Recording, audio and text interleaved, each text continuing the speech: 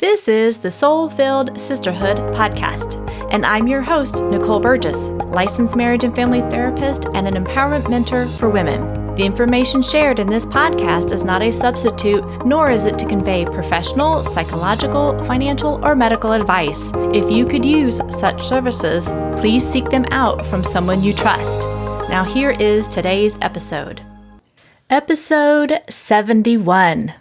Today's episode is sponsored by Nicole Burgess, leadership and empowerment coach to all the passionate, high-achieving professional women so they can do what they love without sacrificing their personal life. To sign up for my free online workshop on the 5-step strategy my clients use to end overwhelm, get rid of guilt, and increase connection to their partner as a high-achieving and highly sensitive woman, go out to NicoleBurgessCoaching.com/end overwhelm. Now here is today's episode. And before we dive into today's episode, just want to give you a heads up. Nicole and I were laughing during the podcast because we had some connection issues and we were just saying, hey, our energy levels were so high, vibrations were so high, we were causing the internet to have some issues. So I did my best in editing, so hopefully it comes out all right as you listen to it. But so enjoyed my conversation with her, so here it is. Well, welcome, sisters. I am so excited about this upcoming conversation today. I know I say this on like every single conversation, but truly, I'm excited. My guest today is another Nicole, and her last name is Strychaz. And I'm so excited about having this conversation because she, after spending years in HR due to fears around not being able to make a living off being a writer, she is now an intuitive writer. So we're going to talk about intuition and writing and how those two things go together. Nicole specializes in teaching others to listen and follow their own intuitive writing through one-on-one mentoring, writing alchemy sessions, digital courses, and professional writing services such as structural editing, ghostwriting, and book proposal creation.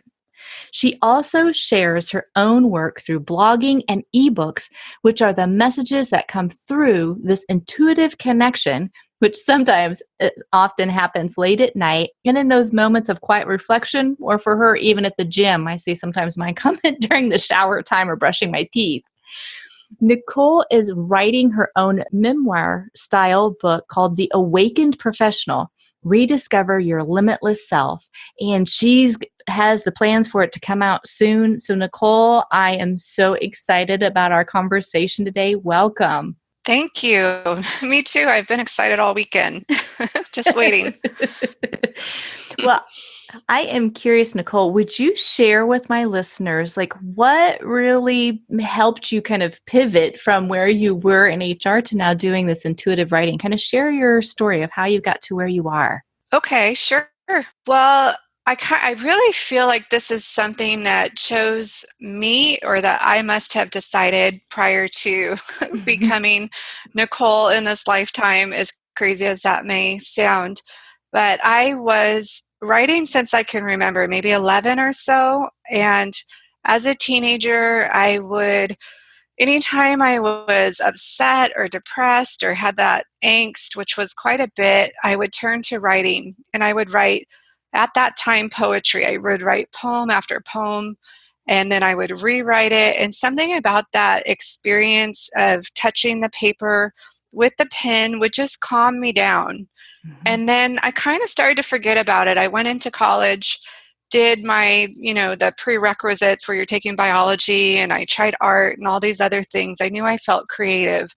And finally, I took a creative writing course where it was that aha moment where it was like, oh my God, I've been writing, my whole life so far, and this is what I'm meant to do.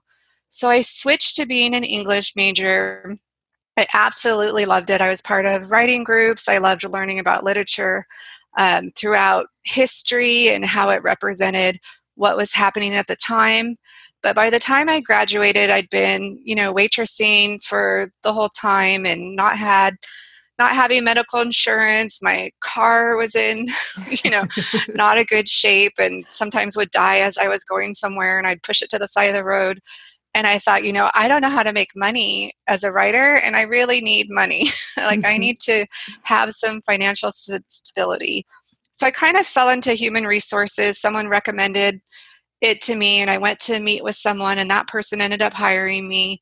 And I liked it, and I found out that I was really good at it. And I used my intuition a lot for that. And I thought, well, I can do this job, get that stability, and then I'll still write on the side. Well, over the course of 10 years, I found that all of my creativity kind of fell away. I used to do a lot of crafts around the holidays and make ornaments and that kind of thing. I wasn't writing anymore, Mm. but I was focused totally on my career. And I remember the day my boss came in and she told me she was going to promote me to be the director of human resources, which is the title I wanted. I felt like if I got that title, I would be at that level from that point forward. And that's what I was working toward. And she left the office, and I had a seat back in my chair, and I thought, this doesn't feel right. I actually had a corner office. I had a view, like Mhm. everything you're supposed to want. And I just knew in that moment that it wasn't right. Like, it wasn't supposed to be my life. And after that, I tried to kind of dismiss it and think, well, you know what? What else am I going to do? This is the money I make. It just took me 10 years to make this much. I can't just walk away. And it kept growing, this idea that I was like working to live versus living to work. I just Mhm. couldn't get it out of my head. And then more things happened. Like, my son ended up sick in daycare. The company changed course, and I knew I was going to be laid off. I just had that feeling like 7 months before it happened. Mhm. And my mom ended up passing a few years after that. And I just started to feel this sense that, like, my soul was dying. Like, if I kept at this, if I still went for human resources, if I just did it at another company, that it wasn't like it was going to get cut off immediately, but I did feel like it was shriveling up Mhm. because I had strayed so far from my path. But then at the same time, I didn't know what my path was. So once I was home after being laid off, home with my son, I started deciding, like, I'll just write the book that I always wanted to write, and then I'll go back to work as soon as it's finished. I have this time, it's a gift. I had a good severance. I'll just stay home and I'll write. Well, little did I know, I think in that moment now, in hindsight, I kind of committed to this idea of writing, and the universe started lining up everything for that to happen. And it was crazy because what happened next was this journey where I started to hear this tapping on my shoulder that said, Nicole, it's time to awaken and help others do the same. I didn't know what that meant. I didn't Wow. know what it meant to awaken. It was like, yeah, exactly. I was like, what do you mean? I'd always been open-minded, thinking that there's probably spirits out there, like, that we have so much energy in our body, where could it go?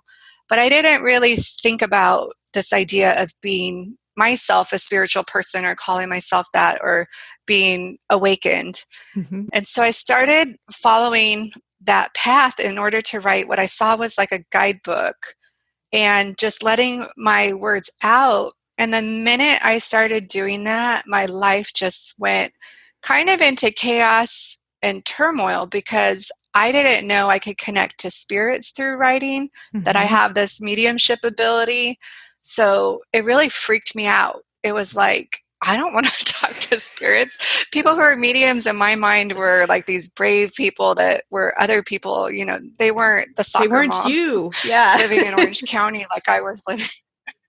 That's not what I pictured. I pictured not quite the crystal ball. I mean, I didn't have that idea of it, but more someone like that knew they were supposed to talk to spirits and they felt comfortable with it, whereas Mhm. I was not that person. And it just ended up being this journey over the past, it's probably been about 9 years, of remembering my gifts and understanding my path. And most of my path, I have to say, has been me saying, like, no, I don't want to do that. Like, that just sounds crazy. And why do I want to leave this like 3D job that makes total sense for this Mhm. life that makes, really no sense in my Mhm. mind at the time. Now it makes perfect sense. I see how it all comes together, but I kind of fought it every step of the way. But I think in that moment when I committed to write, what happened to me is that I just hear it all the time. And if I Mhm. don't write it, it just keeps coming. So there ended up being this kind of point for me where I felt I had no choice but to write. Like, spirit's going to show up, I'm going to hear it. And it was really confusing because I hear my own voice. And so, like, hearing the different voices in your head can make you feel, like schizophrenic or something, a little bit crazy because you think, that's not my thought. Who is Mhm. talking? So I spent a lot of time with spiritual teachers and in meditation and quiet reflection, just really understanding what are the voices that we hear, which ones do we listen to, like how do we actually be this intuitive channel. And over the course of this time, I've just learned how to really separate it and be what I call a clear channel, which in my mind I picture like tuning in on a radio dial, or Mhm. this idea that you have like a Wi-Fi connection, and if you're not connected, you don't, and your internet's going in and out.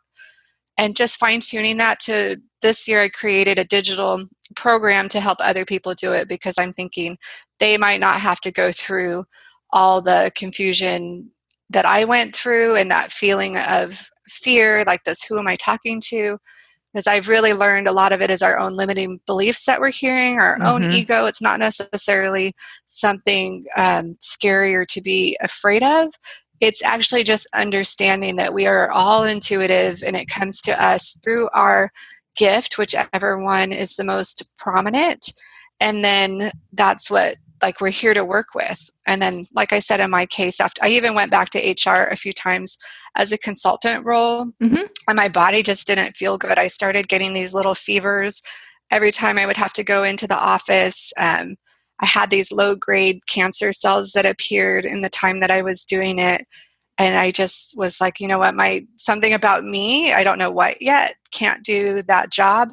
Mhm. And I'm meant to write and then help other people receive information the way that I've learned to receive it. I do actually think what was happening is I had to lower my vibe to go into the office space and then Yeah. raise it to write. And I think those two things were in conflict. Does that make Yeah. sense? Total makes sense. But I love too that you started to really pay attention to your body. And from the get-go, whenever we ignore our soul calling, it's still going to draw us back. I mean, it's still that's our path in this life. And Right. whenever we ignore it, it shows it can manifest in our body through illnesses, through things not working out so well. And when we keep ignoring it, more junk happens.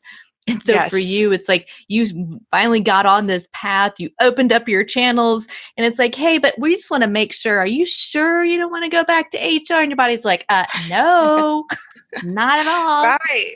Right.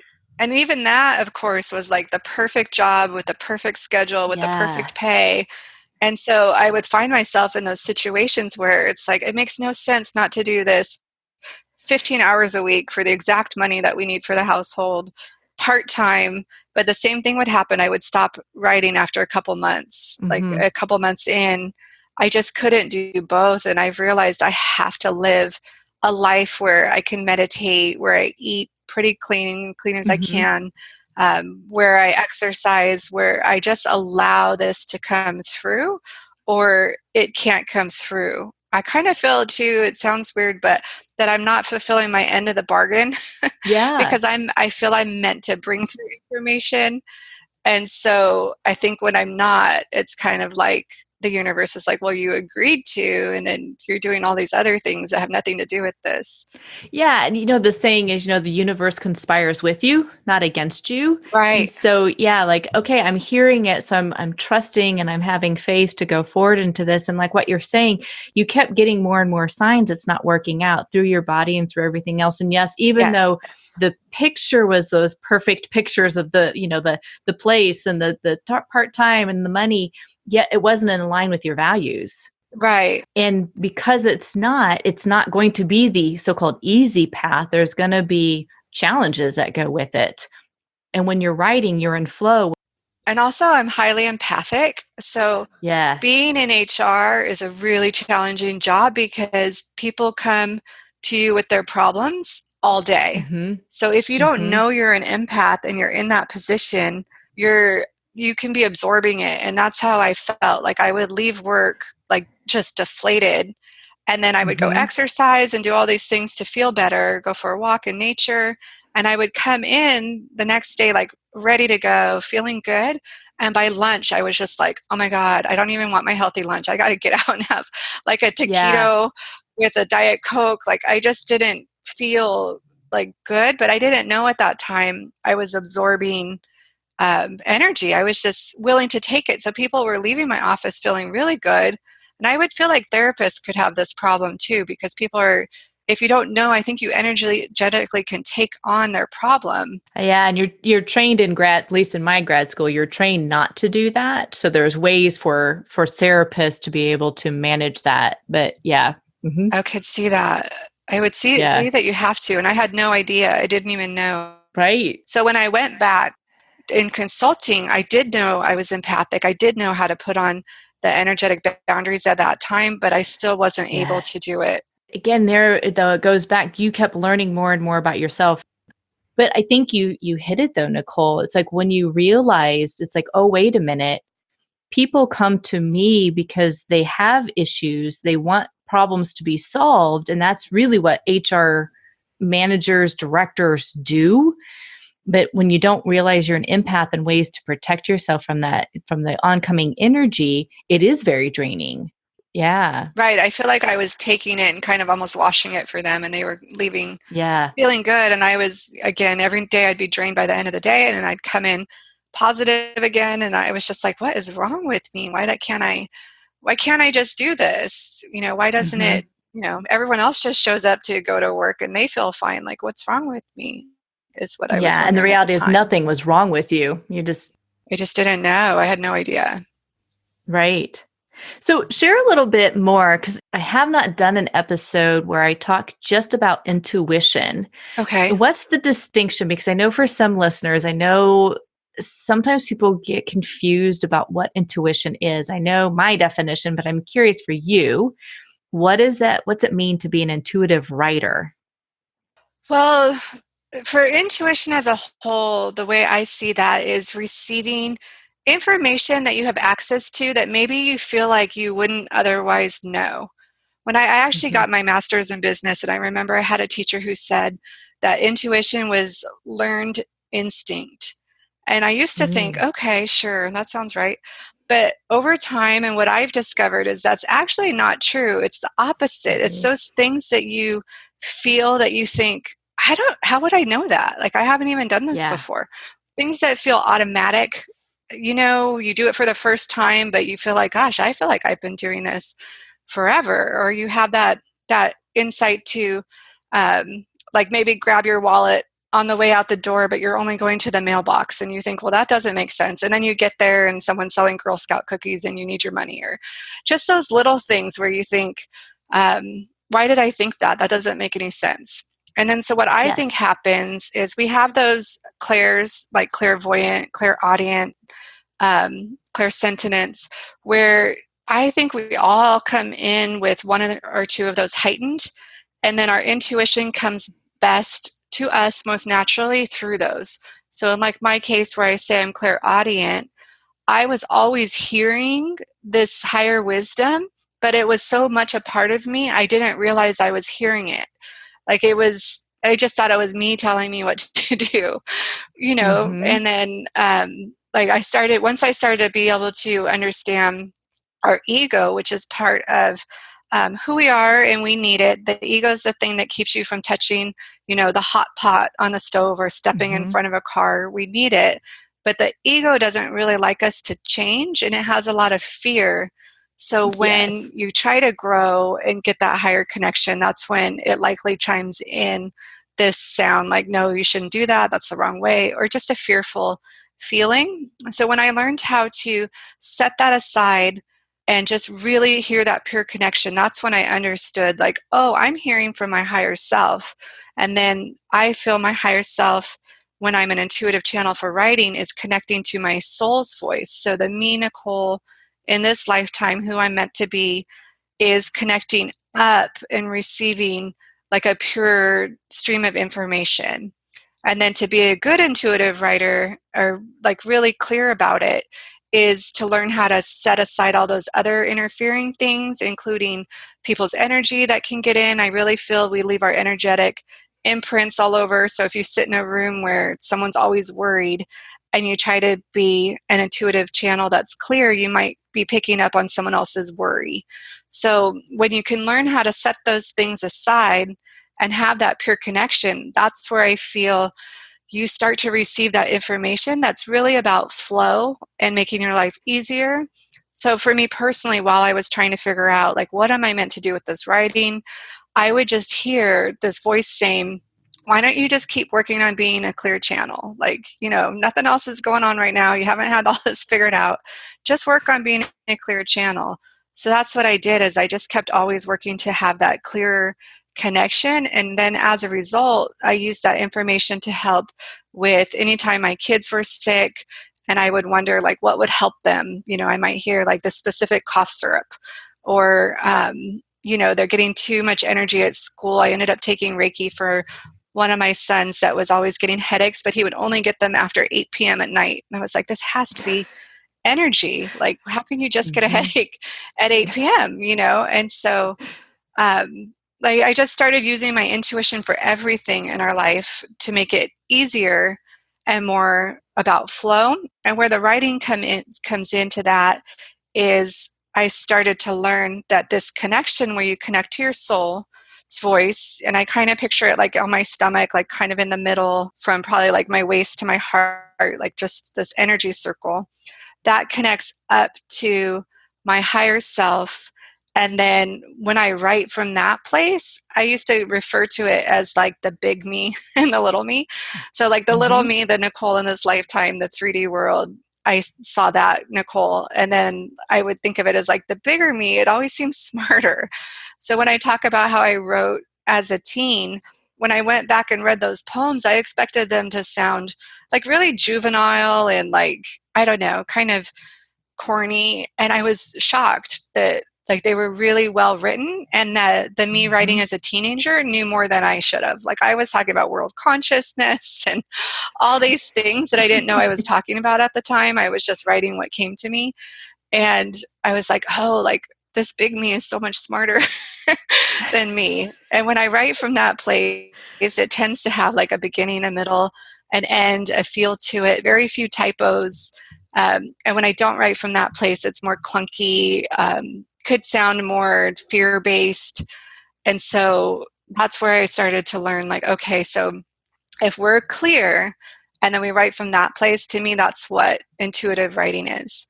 You could still write from it and Yes. not be clear. It's just you don't know that it's just not as pure. You articulated that so well, from the intuition and also where it can be fear driven or ego based. That's the distinction. I know that's where I think sometimes women get confused. They're like, well, I don't know if it's intuition or what. And it's like, well, if ego starts to get into it, it's going to tell you that's not going to work. Who are you to think Right, this?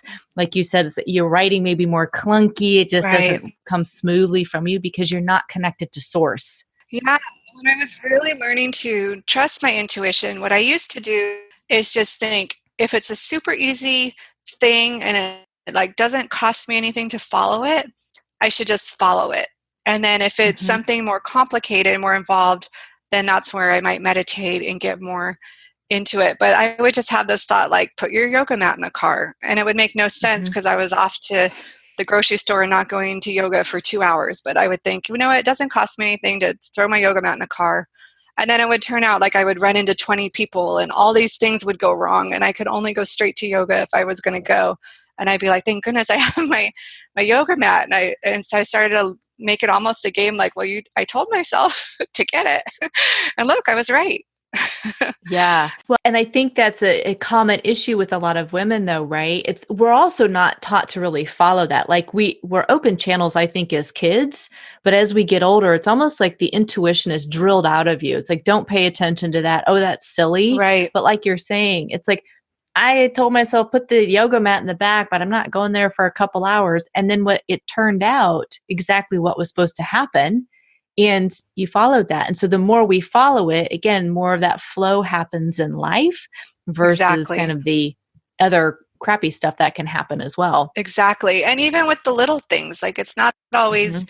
big things. So like that's why I said I kind of made it a game where like, oh, well, if it Yeah. doesn't really take much effort, then why not just follow it? And I'm teaching my kids that as well. They're very intuitive. But what you're saying about the kid thing is so true because, life isn't set up for you to be following your intuition. Like they still have to go to Hmm. school, and that school may not fit. I mean, depending if you homeschool Hmm. or whatever, but if they're going to a public school system, even though they know like this doesn't feel right, they kind of still have to go. So we have a Yep. lot of conversations about that. Like, well, this is the solution we have now. So follow what you can whenever you can. So we're Hmm. using, in their case, I talk a lot about like the friends that don't feel aligned. Like if they don't feel right, then just trust that and go with the friends that feel really good.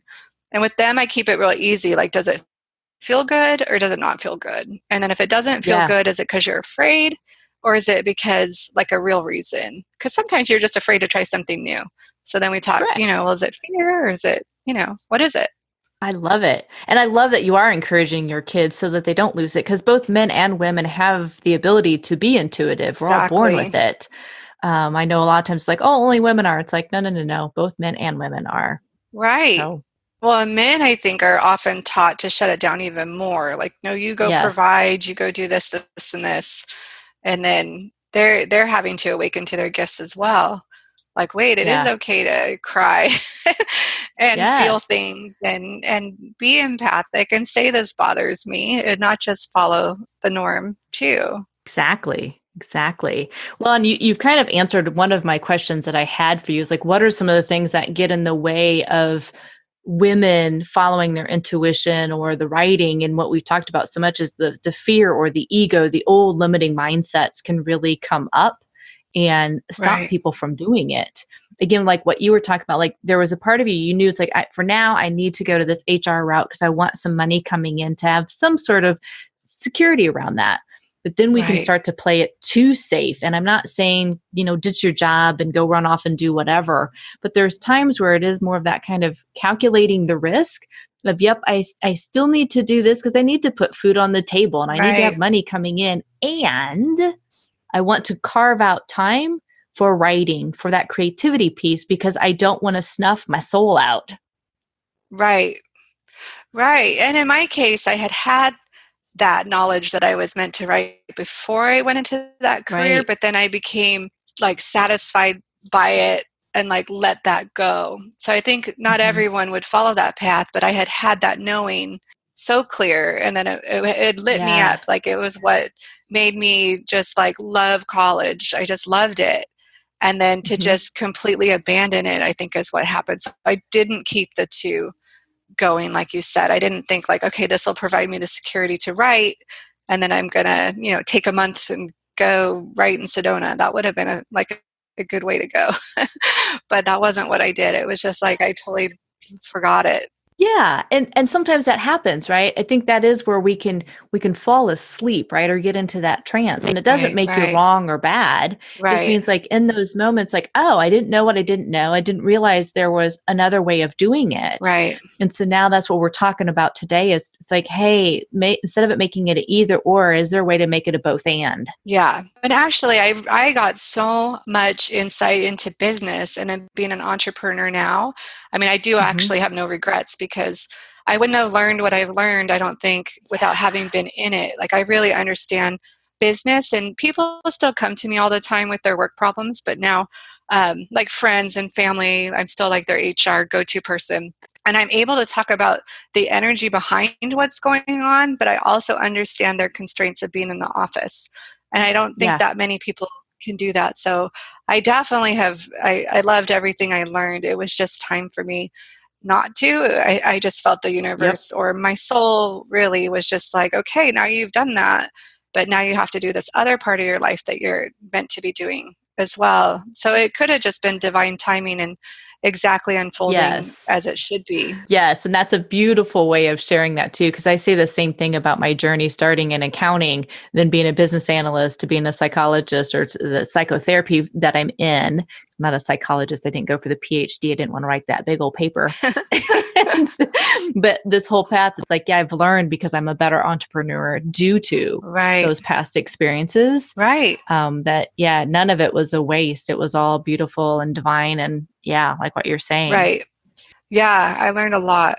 Yes. And so I'm curious, Nicole, because I know we've got a few more minutes here and then we'll start to wrap up. But what are some tips to help some of our listeners that maybe are going through this now of one, they know they want to either write or create, but they're kind of stuck Yeah. in some of that old mindset? What are some tips or ways that you help your current clients in getting kind of moving through the stuckness so they can keep that flow? The one thing I would say that they could do that's really easy is put a notebook by the side of your bed and write what pops into your mind first thing in the morning. So the thoughts that you wake up with, just write them down. And I feel like you'll start to see a pattern of things that you could do just to make your life easier, things to help you, and things to pay attention to that just lets you know that it's not all by chance, that this really isn't coincidences when that's coming through. The other thing I tell my clients a lot is to just write it down and worry about what it means later. So if an idea is coming to you for a book or a blog post, you don't have to put it out in the world, but capture it. And then that way you can decide once it's written, once it's through, then you can look and see, do I want to do something with this? Do I not? What I've found is this kind of intuitive writing, it doesn't expire. So I'll have clients that tell me I haven't written in like 20 years. And they go back and look at it and it's still relevant. And that's what I tell them. You're going to go back and you're Mm. going to look, and I bet you're going to find that you could publish it today if you wanted to, that it's still relevant. And they'll do that and they'll be like, oh my gosh. Alanis Morissette is kind of the one that pops into my mind because she talks about the experience of creating Jagged Little Pill, and it sounds like a channeling, and actually she calls it a channeling, where she would just show up and some of the songs were in one take, and a lot of them they're playing them again, and I'm like, they're still relevant. This still, Mm-hmm. ironic still matches, One Hand in My Pocket, like those things still especially Thank You. I really like that song that she wrote, and it's just like, oh my gosh, that's about consciousness. Yeah, and she's actually an HSP. She's Oh, in is one of she? Dr. Aaron's. Yeah, she's in Dr. Aaron's, I think, documentary on sensitivity. And yeah, so she talks about her path as being, out in the world so much as a singer songwriter, and yeah, so it's fascinating that you even talk about her because, yeah, That's it's all so funny. relevant to this. Yeah, I Hmm. connect with her, and I heard her say that when she found fame, it was really hard for her because she was such a people watcher and used to just hang Hmm. out at cafes and people watch. And I've thought, like, oh my God, I love I love to do that. Like, I love to just sit in places and observe. And I could see having that taken away and being like, oh man, well, it was for a good Hmm. reason, but I could see losing that would feel like disorienting. Yes. Yeah. Very much so. Yeah, so I would Oh. just say write and then worry about it later. Just capture it. Even if you write, I type things in my phone all the time, ideas. If I'm not home and I can't write it right then, I put whatever title I'm hearing or whatever vision I'm seeing of it, and then that way I can come back to it later so I don't lose Mhm. it. Yeah, absolutely. I think in Elizabeth Gilbert, her book Big Magic, she talks about like that creative kind of genius that comes in, it'll fly away if you don't capture it. So I love how you're reminding it, capture it, Yeah. and then you can write more later on if you choose to, but it's at least there. Right, exactly. Exactly. Love it. Those moments are flying through for a reason. Grab Yes. it and then decide what to do with it.